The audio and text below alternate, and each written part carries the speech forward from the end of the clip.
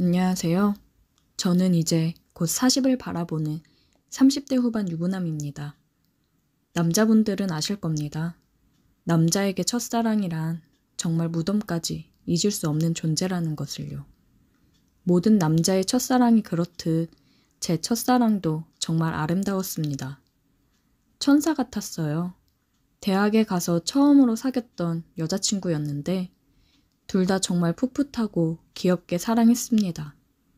저보다 2살 어린 제 첫사랑은 제가 군대를 갔을 때 부모님의 성화에 미국으로 유학을 가버렸고 저는 배웅마저 해주지 못한 채 그렇게 떠나보냈어요. 몇 번의 편지가 오가긴 했지만 결국 몸이 멀어지더니 마음도 멀어졌습니다. 제가 정말 너무 사랑했던 여자라 그녀를 잊는데 오랜 시간이 걸렸고 힘들었습니다. 그래도 시간이 약이라고 그녀가 없는 생활에 익숙해졌지만 그녀를 완전히 잊는 건 불가능했어요. 잘 살고 있는지 언제나 궁금했습니다. 하지만 그녀의 근황을 알 수 있는 방법이 없어 그저 마음속 깊이 묻어놓고 제 일상생활에 집중을 해야 했습니다. 그렇게 저는 그녀가 없는 대학교를 졸업하고 중소기업에 입사한 지 이제 곧 10년째네요. 좋은 여자를 만나 결혼도 하고 눈에 넣어도 아프지 않은 2아이의 아빠가 되었습니다. 최근에 과장으로 승진도 하고 모든 게 정말 탄탄대로 흘러갔어요. 제 첫사랑을 대학 동창회에서 만나기 전까지는요. 평범하기 그지없던 제 삶이 20년 가까이 되는 세월이 흘러 만난 첫사랑에 의해 혼란스러워졌습니다. 사건의 시작은 한 3달 전쯤 늘 있던 동창들의 모임에서 시작됐습니다. 저희 동기는 꽤 단합력이 두터워 동창회는 매년 개최할 뿐만 아니라 그 외에도 두루두루 술자리를 가지며 친목을 유지했습니다. 이 모임도 거진 10년이 넘었으니 다들 결혼은 물론이고 아이도 있어 서로의 고민을 털어놓고 충고를 구하곤 했습니다. 물론 서로의 가족들 모임에 자주 껴서 함께하기도 했어요. 이 중에는 항상 모임에 빠지지 않는 6명의 친구들이 있었는데 그중 한 명인 태호라는 친구가 그러더라고요. 야, 형식아, 너 이번 모임에 꼭 와야 된다.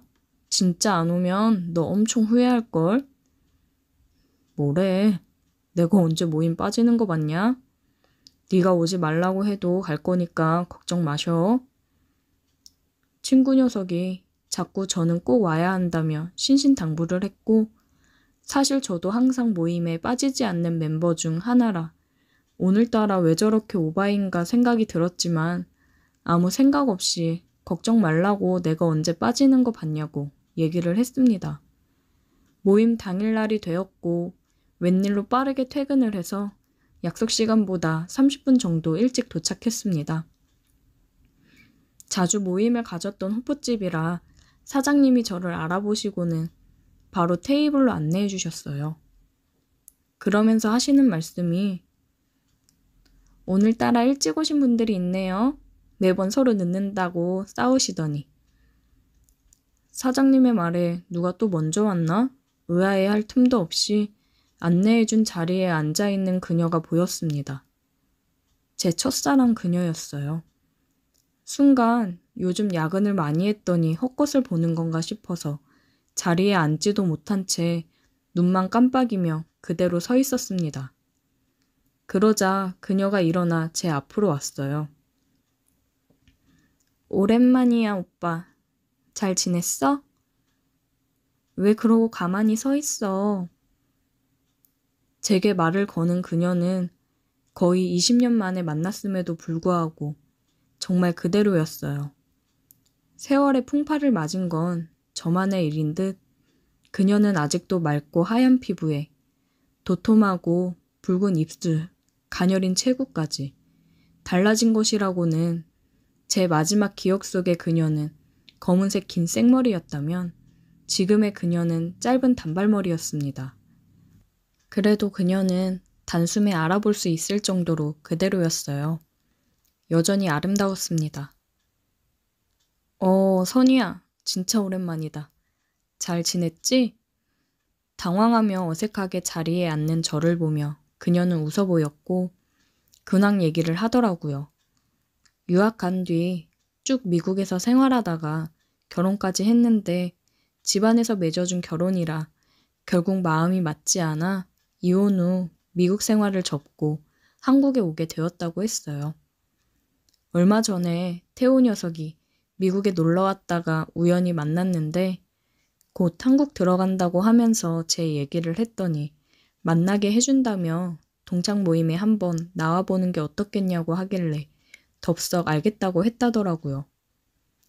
그녀가 이런저런 얘기를 꺼내는 와중에 동창들이 하나둘씩 자리에 도착했고 다들 그녀를 알아보고는 반가워하며 거의 그녀의 환영 파티가 되어버리는 바람에 그녀와 단둘이 얘기를 하기는 어려웠습니다. 술이 오가면서도 저와 그녀는 계속해서 눈을 마주쳤어요. 우리는 계속 서로를 의식했습니다. 보통 이 모임은 2차까지 가는데 다들 그녀를 오랜만에 만나 들뜬 나머지 많이 마셨는지 힘들어하는 바람에 1차에서 마무리가 되었습니다. 동창들은 이제 나이가 나이인지라 예전 같지 않다며 그래도 오랜만에 보니 너무 반가웠다고 다음에 꼭 다시 나오라고 그녀에게 신신당부하며 하나둘 자리를 떠났습니다. 그렇게 왁자지껄했던 술자리가 한 명 한 명 빠질 때마다 조용해졌고 야, 나 그럼 먼저 들어간다. 네가 선이 잘 데려다줘라. 마지막으로 집으로 가는 태호를 끝으로 저와 그녀 단 둘이 남게 되었습니다. 그녀가 나를 떠나고 어떻게 생활했는지, 무슨 일이 있었던 건지, 이혼은 어쩌다가 하게 된 건지, 아이는 있는 건지 정말 궁금하고 물어보고 싶은 게 잔뜩 있었지만 밤이 늦어 저도 그녀를 보내고 집에 가려 했습니다. 우리도 이제 일어나자며 자리에서 일어나 호프집을 나서는데 그녀가 취한 건지 비틀거리더라고요. 혹시라도 넘어질까 걱정이 되어 얼른 어깨를 잡아 그녀를 부축해줬더니 그녀가 제 손을 잡고 저를 올려다보면서 오빠는 여전히 자상하네? 그렇게 말하는데 술에 취해 살짝 풀린 눈과 상기된 얼굴이 저를 미치게 했습니다. 저는 정신을 차리고 술을 마실 예정이라 차를 가져오지 않아서 택시를 태워 그녀를 집에 보내려고 했습니다.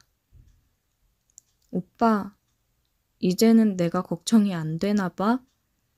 옛날에는 내가 괜찮다고 해도 걱정된다고 맨날 집까지 데려다 줬었잖아. 그녀의 말에 저는 정말 마음이 너무나도 흔들렸고 결국 택시에 같이 올라탔습니다. 그녀는 제가 다니는 회사에서 가까운 데 위치한 아주 고급 오피스텔에 거주하더라고요.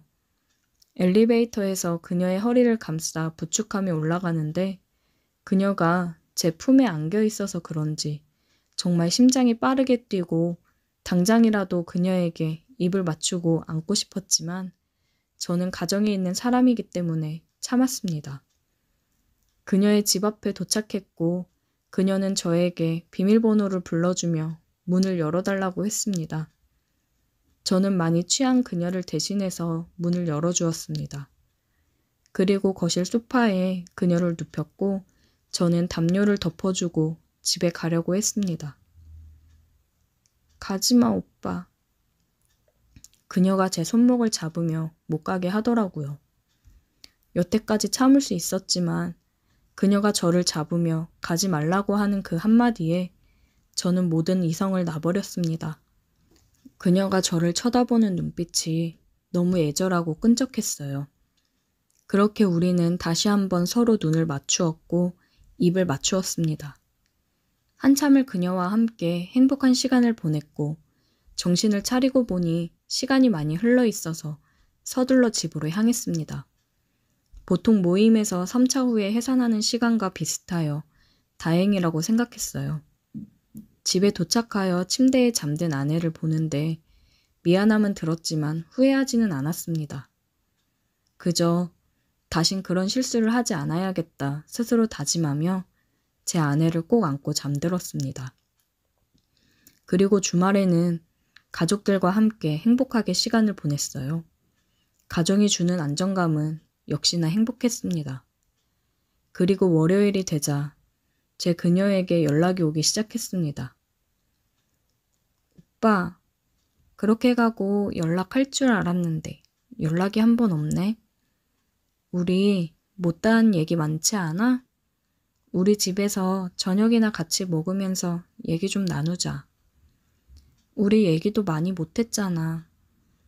다시는 실수하지 말자고 다짐을 했어도 저는 그녀의 말이면 어쩔 수가 없더라고요. 저는 그녀를 찾아갔고 그녀의 집에 도착해서 초인종을 눌렀고 기다렸다는 듯이 빠르게 문이 열렸습니다.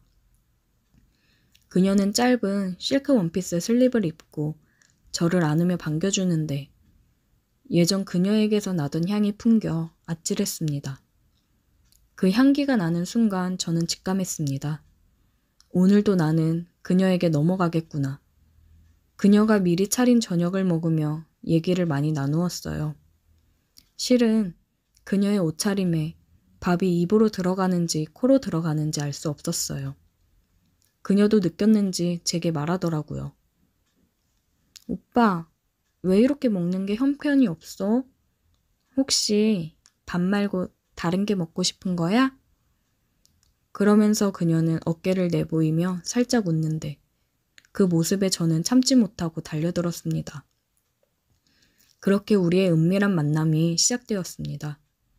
그녀는 제가 가정에 있는 사람인 걸 의식하고는 회사에 있을 때만 연락을 했습니다.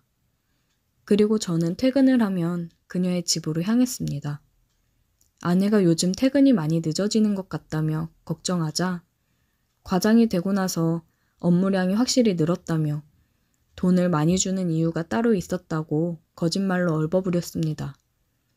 그래도 주말은 항상 가족이랑 보내려고 했습니다.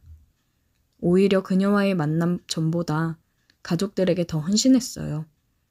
하지만 시간이 지날수록 이 관계를 가족들에게 들킬까봐 걱정이 되더라고요.